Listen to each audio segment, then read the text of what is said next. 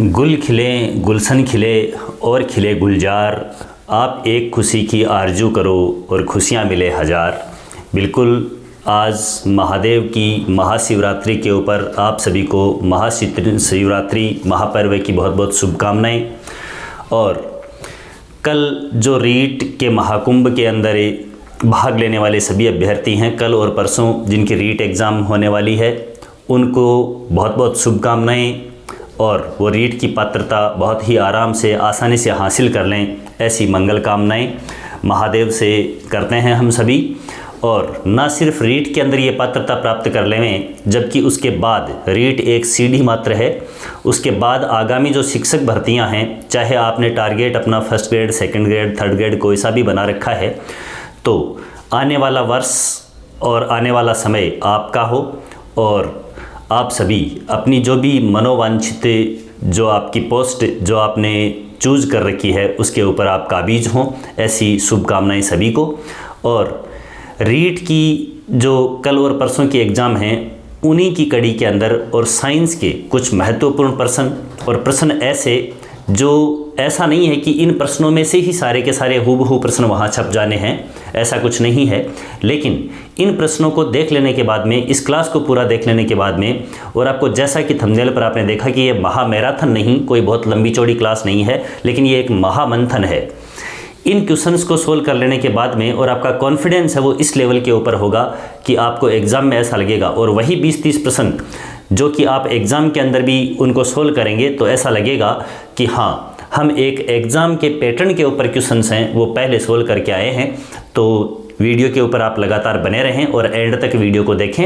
Video अगर पसंद आता है तो लाइक शेयर ज़रूर करें और चैनल के ऊपर अपना प्यार प्रेम दर्शाएं। चैनल को सब्सक्राइब भी करना बिल्कुल नहीं भूलें। तो चलिए स्टार्ट करते हैं।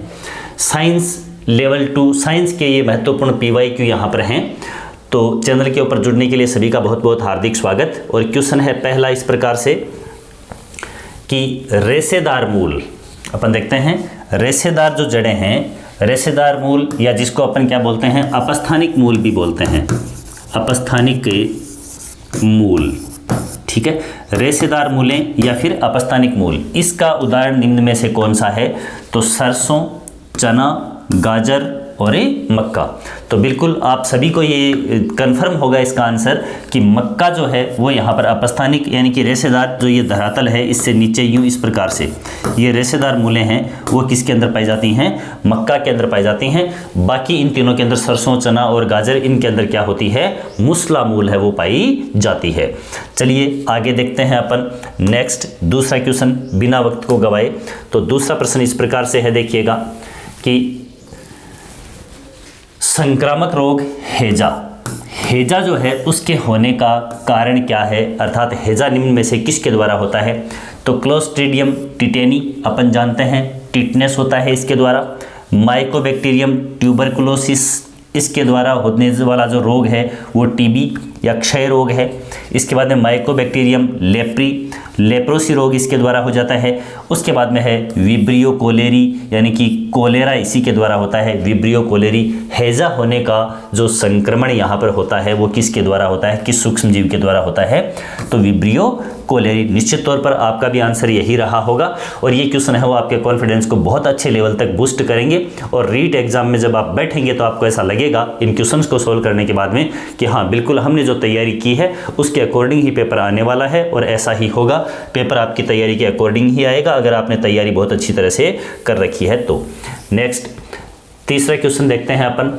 तो कुछ जीव जंतु जो पेड़ पौधे एवं जंतुओं को भोजन के रूप में ग्रहण करते हैं, यानी ऐसे जीव जंतु जो भोजन के रूप में किसे ग्रहण करते हैं, जो मुख्य रूप से अपन देखें तो जंतु और पेड़ पौधे, पेड़ पौधों को भी और जंतुओं को भी, इन दोनों को भोजन के रूप में ग्रहण करते हैं, वो क्या कहलाते हैं? सर्वाहारी, शाकाहारी, मांसाहारी या परभक्षी। तो इनके अंदर अपन जानते हैं पेड़ पौधे और जंतुओं को दोनों को ही भोजन के रूप में प्राप्त करने वाले या ग्रहण करने वाले जीव हैं वो क्या कहलाते हैं? सर्वाहारी कहलाते हैं। तो क्वेश्चन ये देखने के अंदर बहुत आसान सा लगता होगा, तो आसान सा तब लगता है जब अपन ने इन चीज़ों को सबको पढ़ा हुआ है, तब आसान लगता है। और निश्चित तौर के ऊपर और एग्जाम के अंदर भी जब आप बैठेंगे तो वहाँ भी क्वेश्चन हैं वो आसान ही लगेंगे और सभी आराम से पात्रता प्राप्त कर लेंगे। अगला क्वेश्चन है, पेनिसिलिन नामक औषधि है वो प्राप्त की जाती है, किससे प्राप्त की जाती है? तो विषाणु से यानी वायरस से प्राप्त की जाती है, या जीवाणु से, या शैवाल से, या फिर कवक से। तो सभी जानते हैं अपन कि पेनिसिलिन नामक औषधि है वो पेनिसिलियम नोटेटम नामक कवक से प्राप्त की जाती है। तो अपना आंसर यहाँ पर चौथे क्वेश्चन का क्या बन जाएगा? कवक, यानी कि सी ऑप्शन अपना राइट हो जाएगा। इसके बाद में अपन देखते हैं नेक्स्ट क्वेश्चन, क्वेश्चन नंबर 5।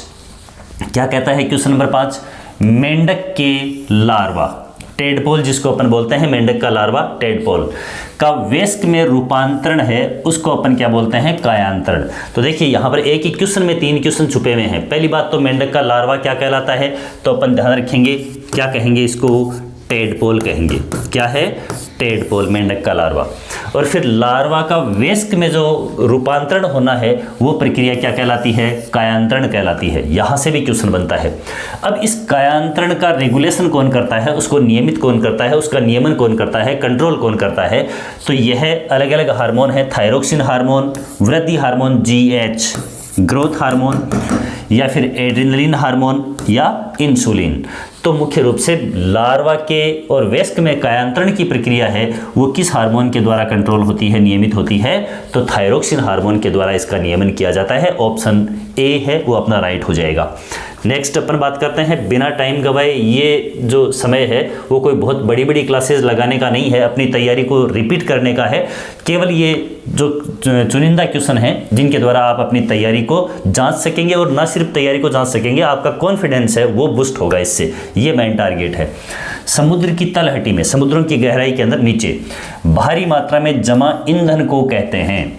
समुद्रों की तलहटी के अंदर पाया जाने वाला जो अलग ईंधन, जैसे तेलीय जो ईंधन है या गैसेज हैं, तो उनको क्या कहा जाता है?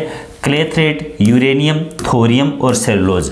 तो अपन जानते हैं यूरेनियम और थोरियम ये दोनों तो एलिमेंट हैं, तत्व हैं अलग। सेलुलोज है वो एक मुख्य रूप से प्लांट्स के अंदर पाया जाने वाला पदार्थ होता है, जबकि क्लेथरेट है वो क्या होता है? समुद्र की तलहटी के अंदर पाया जाने वाला ईंधन है, वो किस नाम से जाना जाता है? क्लेथरेट के नाम से जाना जाता है। ये सभी क्वेश्चंस हैं वो रीट एग्जाम्स के अंदर विभिन्न पेपरों के अंदर पूछे हुए प्रश्न हैं, इसलिए इन्हीं के स्तर के ऊपर और अपन ये जांच सकते हैं कि रीट का आगामी पेपर है वो भी इसी लेवल का होगा, और निश्चित तौर के ऊपर रीट के पेपर को आसानी से सभी अभ्यर्थी हैं वो हल कर लेंगे और फाइट भी कर लेंगे। तो ऑप्शन ए यहाँ पर हो जाएगा राइट। नेक्स्ट अपन क्वेश्चन देखते हैं, क्वेश्चन नंबर 7। क्या कहता है? देखिए, एक वस्तु 50 डिग्री कोण के ऊपर रखे गए 2 समतल दर्पणों के मध्य रखी हुई है। जैसे मान लीजिए कि एक मिरर है वो यहाँ पर है, ये रखा हुआ है, और 50 डिग्री के ऊपर यहाँ कोई दूसरा मिरर है वो रखा हुआ है, इनके बीच में ये एंगल है वो 50 डिग्री का है। इस तरह से 2 मिरर रखे हुए हैं, यहाँ पर कोई वस्तु है, तो इसके कितने प्रतिबिंब बनेंगे? समतल दर्पणों से और वस्तु के कितने प्रतिबिंब बनेंगे?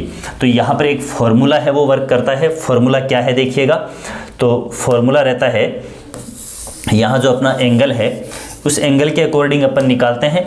मुख्य रूप से टोटल एंगल पूरा का पूरा जो होता है 360 डिग्री, तो 360 बट्टा थीटा -1, ये फॉर्मूला रहता है कितने प्रतिबिंब बनेंगे उन प्रतिबिंबों की संख्या के लिए।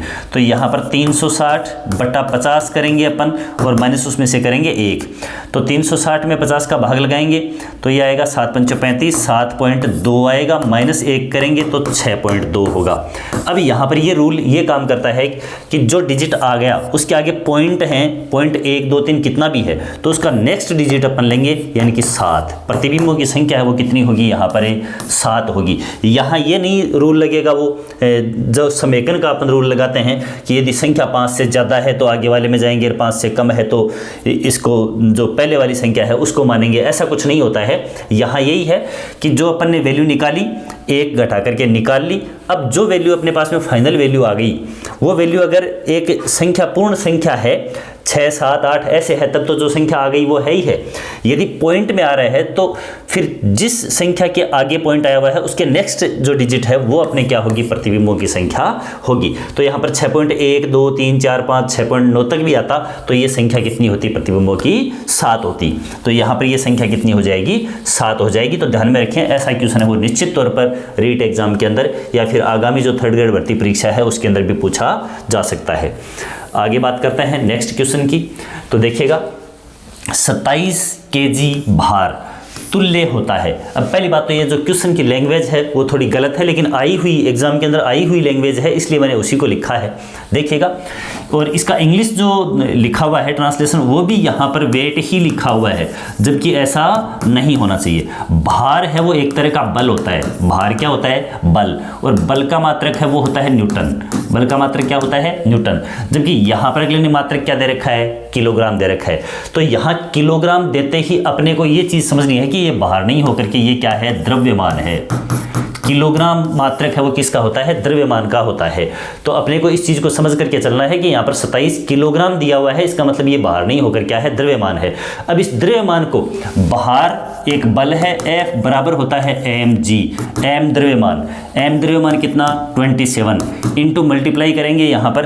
देखो ये डायरेक्ट अपन यहाँ जैसे ये डिजिट 270 दी हुई होती तो अपन जो g का मान है वो 9.8 नहीं मान करके और क्या मान लेते? 10 मान करके इसको 270 भी किया जा सकता था। 2700 तो हो नहीं सकता है, कितना? 270 हो सकता था, लेकिन अगले ने एडजेक्ट किससे मल्टीप्लाई किया है? 9.8 से मल्टीप्लाई इसको किया हुआ है। तो जब इसको 9.8 से 27 को अपन मल्टीप्लाई करेंगे तो ये संख्या क्या आएगी? 264.6 न्यूटन के बराबर होता है। तो 27 किलोग्राम द्रव्यमान, भार नहीं द्रव्यमान, लेकिन ये लैंग्वेज भार ही के रूप में लिखी हुई थी, इसलिए मैंने ये ऐसा लिखा है कि अगर कोई ऐसा क्वेश्चन आता है तो अपन मात्रक के द्वारा और राशि का मेजरमेंट करेंगे कि कौन सी राशि दी हुई है। तो यहाँ पर द्रव्यमान दिया हुआ है और किसके बराबर होगा? ये आपके 264.6 न्यूटन के बराबर होगा। चलिए बात करते हैं अगले क्वेश्चन की। Next question number 9। यहाँ कुछ मान है, इनमें से अधिक, कितने से अधिक प्रबलता का शोर है वो मनुष्य के लिए क्या होता है? कष्टदायक होता है। तो मनुष्य के लिए 80 डेसिबल ये डिजिट है वो फिक्स है, ध्यान में रखें ध्वनि वाले चैप्टर में से। तो 80 डेसिबल से अधिक यदि शोर होता है तो फिर वो मनुष्य के लिए क्या होता है? कष्टदायक होता है। कानों को सुनने के लिए वो क्या होता है? अप्रिय होता है। तो ऑप्शन नंबर डी यहाँ पर अपना राइट हो जाएगा। आगे बात करते हैं अपन नेक्स्ट। तो देखिएगा, ठोस पदार्थों का वह गुण जिसमें ठोस पदार्थ बिना द्रव में बदले, द्रव अवस्था को स्कीप करते हुए और सीधे ही किस अवस्था में बदल जाते हैं? गैसीय अवस्था में बदल जाते हैं। तो यह घटना क्या कहलाती है? तो सीधी सीधी बात सभी जानते हैं आप लोग, यह घटना कहलाती है ऊर्ध्वपातन, सब्लिमेशन, यानी कि सीधा का सीधा डायरेक्ट एग्जाम्पल जैसे नौसादर वगैरह होते हैं, कपूर होता है किस अवस्था के अंदर? ठोस अवस्था से सीधा गैस अवस्था में जाता है। घटना क्या कहलाती है? ऊर्ध्वपातन के नाम से जानी जाती है। तो ये जो अवस्था परिवर्तन वाले जो पद हैं उनमें से भी क्वेश्चन है वो एग्जाम के अंदर पूछे जाते हैं। नेक्स्ट बात करते हैं अपन क्वेश्चन नंबर 11। निम्नांकित में से किस ग्रह के कोई भी प्राकृतिक उपग्रह नहीं है? तो मंगल, पृथ्वी, बृहस्पति, इन सभी के प्राकृतिक उपग्रह हैं। और किसके उपग्रह नहीं है प्राकृतिक? तो शुक्र ग्रह के कोई भी प्राकृतिक उपग्रह नहीं है। तो ऑप्शन डी अपना क्या हो जाएगा? राइट हो जाएगा। इसके बाद में अगला बात आती है अगली, laser, LASER, laser, light amplification by stimulated emission of radiation. Light amplification by stimulated emission of radiation, यानी कि प्रकाश के उद्दीप्त उत्सर्जन द्वारा और विकिरणों की उत्पत्ति। इस तकनीक की खोज है वो किसके द्वारा की गई? लेसर तकनीक की खोज है वो किसके द्वारा की गई? तो WK रोंटजन या रोंजन भी लिखा जाता है, गॉडफ्रे हाउंसफील्ड, थियोडोर मेमन और अल्बर्ट आइंस्टीन। तो यह लेसर की खोज करने वाले जो साइंटिस्ट हैं वो कौन रहे हैं? थियोडोर मेमन रहे हैं। तो ये जो अलग अलग जो टेक्निक्स हैं, चिकित्सा पद्धतियों के अंदर काम में आने वाले जो टेक्निक्स हैं उनमें से भी क्वेश्चन है वो निश्चित तौर पर पूछा जाता है। तो इनको भी एक बार आप रिपीट करें। अभी आगामी जो भी आपके पास में टाइम बचा हुआ है 2, 4, 5, 10 घंटे आप पढ़ सकते हैं, तो उसमें इन चीज़ों को एक बार क्विक रिव्यू है वो इनका जरूर कर देवें। नेक्स्ट अपन देखते हैं आगे क्वेश्चन नंबर 13 क्या कहता है। देखिए, निम्न में से कौन सी धातु कमरे के ताप पर द्रव अवस्था में होती है? धातुएं हैं वो अमूमन ठोस अवस्था के अंदर होती हैं, लेकिन कमरे के ताप पर द्रव अवस्था के अंदर पाए जाने वाली इनके अंदर धातु सोडियम, सल्फर, थोरियम, मरकरी। तो मरकरी, पारा जो है, पारा Hg, मरकरी, ये क्या होता है? कमरे के ताप पर द्रव अवस्था में पाई जाने वाली धातु होती है। तो ऑप्शन बी अपना राइट होगा। नेक्स्ट क्वेश्चन की बात करते हैं अपन, थर्मोसेटिंग प्लास्टिक। थर्मोसेटिंग प्लास्टिक का उदाहरण है। अर्थात मुख्य रूप से ताप दृढ़, थर्मोसेटिंग को अपन क्या कह सकते हैं, ताप दृढ़ प्लास्टिक, यानी एक बार गर्म करके जिस सांचे के अंदर डाल लिया उसके बाद में वो फिक्स रहेगी, उसको दोबारा आप गर्म करोगे तो गर्म करके उसको पिघलाया नहीं जा सकता है, दोबारा उसको यूज नहीं किया जा सकता है। तो इनके अंदर अपन देखते हैं पॉलीथीन को दोबारा पिघलाकर काम में ले सकते हैं, पीवीसी पॉलीवाइनिल क्लोराइड को भी काम में ले सकते हैं, पीईटी पॉलीएथिलीन टेरेथिलेट होता है, इसको भी काम में ले सकते हैं।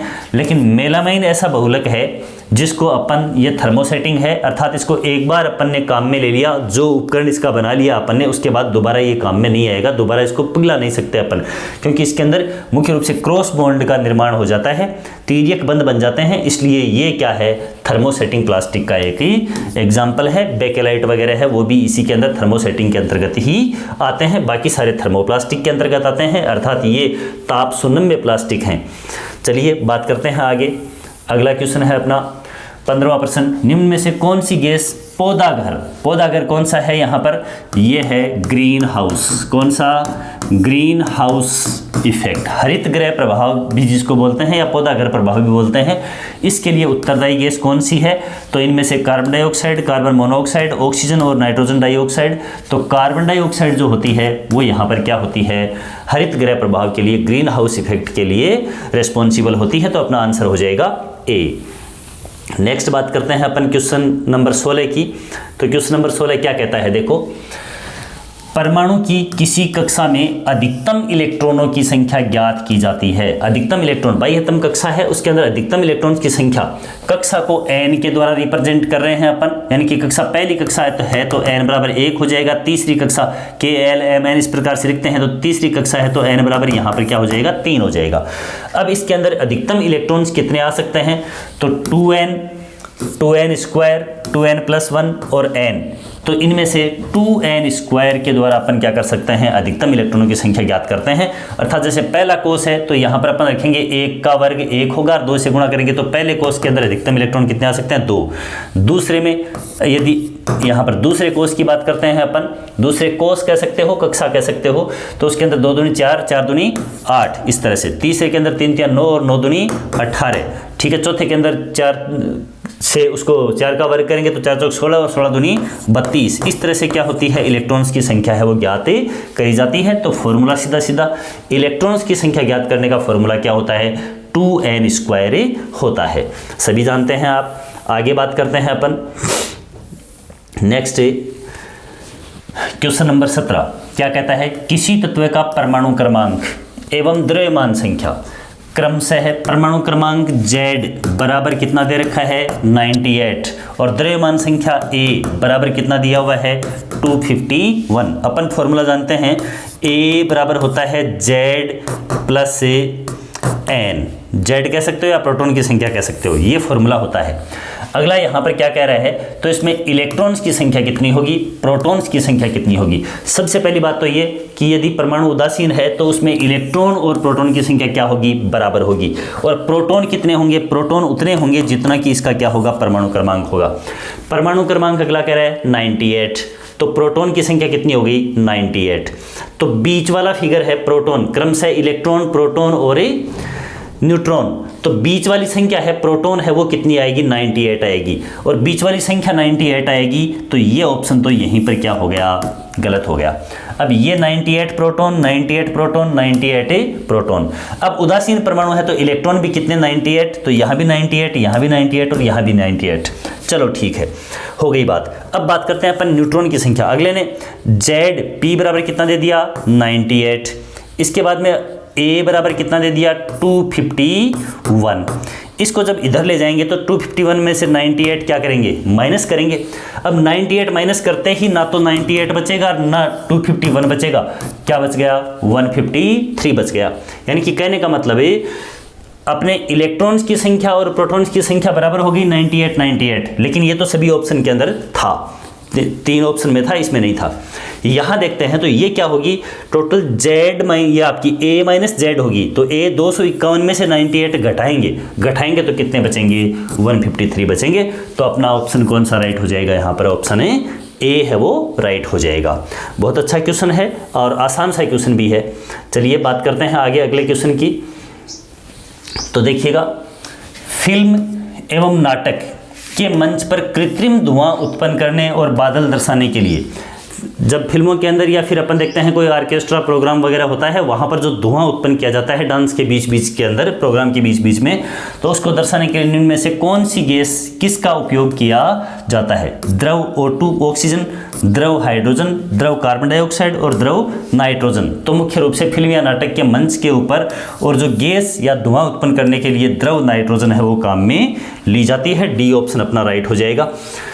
इसके बाद बात करते हैं अपन, नेक्स्ट क्वेश्चन है, निम्न में से कौन सा उत्पाद है वो सड़क बनाने के काम में आता है? सारे के सारे ही पेट्रोलियम उत्पाद हैं, पेट्रोल के खनन के बाद में प्राप्त होने वाले उत्पाद हैं। तो सड़क निर्माण के अंदर काम में आने वाला पदार्थ इनके अंदर कोक, कोयला, बिटुमिन, विशिष्ट कोयला, पैराफिन, मोम और नेफ्थेलिन। तो यहाँ पर सीधी सीधी ध्यान रखने वाली बात है कि सड़क निर्माण के अंदर जो काम में लिया जाता है वो बिटुमिन काम में लिया जाता है। तो ऑप्शन बी यहाँ पर क्या हो जाएगा? राइट हो जाएगा। ध्यान में रखें, जो प्रभाजी आसवन से प्राप्त होने वाले अलग अलग पदार्थ हैं उनमें से भी क्वेश्चन है वो पूछा जाता है। आगे बात करते हैं अपन, 20वां प्रश्न है, एक प्रारूपी पादप कोशिका प्लांट सेल जो है उसमें केंद्रक की स्थिति यानी केंद्रक कहाँ होता है? केंद्रीय यानी ये कोशिका है तो इसके बीचों बीच केंद्रक पाया जाता है, या परिधीय यानी साइड में कहीं केंद्रक पाया जाता है, आधारीय मतलब बिल्कुल नीचे यहाँ केंद्रक पाया जाता है, या फिर कहीं भी हो सकता है। तो देखिए अमूमन जंतु कोशिका के अंदर सेंटर में पाया जाता है केंद्रक, और जो पादप कोशिका है उसके अंदर परिधीय स्थिति होती है, एक साइड में पाया जाता है। और इसका कारण ये है कि प्लांट सेल के अंदर जो रिक्तिकाएँ होती हैं, रिक्तिका ये बड़ी होती हैं, और रिक्तिकाएं जब बड़ी होंगी तो केंद्रक को जगह कहाँ मिलेगी? साइड में मिलेगी। तो परिधीय स्थिति के ऊपर क्या पाया जाता है? केंद्रक है वो पाया जाता है। तो ये कुछ जो रीट के तमाम टॉपिक है उन सभी टॉपिक्स से जुड़े हुए प्रश्न 20 प्रश्न आपके समक्ष मैंने रखे, और सभी टॉपिक को टच करते हुए ये प्रश्न रीट एग्जाम के पैटर्न के ऊपर बने हुए ये सारे क्वेश्चन हैं। इसलिए इन प्रश्नों को हल करने के बाद में निश्चित तौर पर आप अपने आप को इतना आंक सकते हैं कि आपकी तैयारी है वो एक अच्छे लेवल के ऊपर। अगर यहाँ से क्वेश्चन आपके सही हुए हैं सभी, तो आपको ये समझने में कहीं भी आपको हिचकिचाहट नहीं होनी चाहिए कि आपकी तैयारी है वो अच्छी है, और आने वाले रीट एग्ज़ाम के अंदर आपका प्रदर्शन है वो बहुत अच्छा होगा, और रीट है वो आप बहुत अच्छी तरह से क्वालिफाई कर लेंगे। लेकिन यहाँ पर मेन टारगेट है वो रीट एक सीडी है, मेन टारगेट आपका आगामी परीक्षा होनी चाहिए। 3rd grade, 2nd grade, 1st grade जिसकी भी आप तैयारी कर रहे हैं उस परीक्षा के ऊपर फोकस करते हुए और अपनी तैयारी को जारी रखें। कल और परसों रीट की एग्ज़ाम हो जाने के बाद अपन मिलते हैं और आगामी जो रणनीति है वो तय करके, और इस चैनल के ऊपर आपको 2nd ग्रेड साइंस के अंदर केमिस्ट्री, उसकी पूरी थ्योरी और पूरे के पूरे उसके PYQ वगैरह हैं या MCQs वगैरह हैं उनकी प्रैक्टिस भी उपलब्ध करवाई जाएगी। बायोलॉजी की भी कोशिश करी जाएगी कि उसके भी क्वेश्चंस वगैरह हैं वो अवेलेबल करवा दिए जाएं, लेकिन केमिस्ट्री की तरफ से निश्चिंत रह सकते हैं।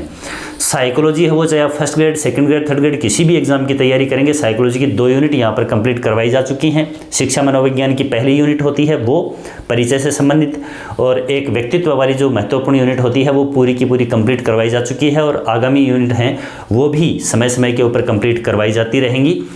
उनके क्वेश्चंस की प्रैक्टिस है वो साथ साथ चल भी रही है और आगे भी इसी प्रकार से चलती रहेगी। 3rd ग्रेड है उसके लिए उसका जो मेन पेपर होने वाला है उस पेपर की एक निश्चित रणनीति बनाते हुए और अपन आगे बढ़ेंगे, और उसकी भी रेगुलर क्लासेज हैं वो इससे आपके चैनल के ऊपर उपलब्ध करवाई जाएंगी। इसलिए आगामी भर्तियों के लिए जो भी अभ्यर्थी तैयारी कर रहे हैं वो चैनल के ऊपर निश्चित तौर पर जुड़ें और चैनल को सब्सक्राइब करना बिल्कुल नहीं भूलें, और आप इतनी देर तक इस वीडियो के ऊपर बने रहे उसके लिए आपका बहुत बहुत धन्यवाद, शुक्रिया। एक बार पुनः महाशिवरात्रि की बहुत बहुत शुभकामनाएं। महादेव की कृपा आपके ऊपर सदैव बनी रहे और आप वो तमाम खुशियां प्राप्त करें जिनकी आरजू और जिनके लिए आप लगातार मेहनत कर रहे हैं। मिलते हैं फिर से एक नए सेशन के साथ में और नई उम्मीदों के साथ। जुड़ने के लिए बहुत बहुत धन्यवाद, शुक्रिया।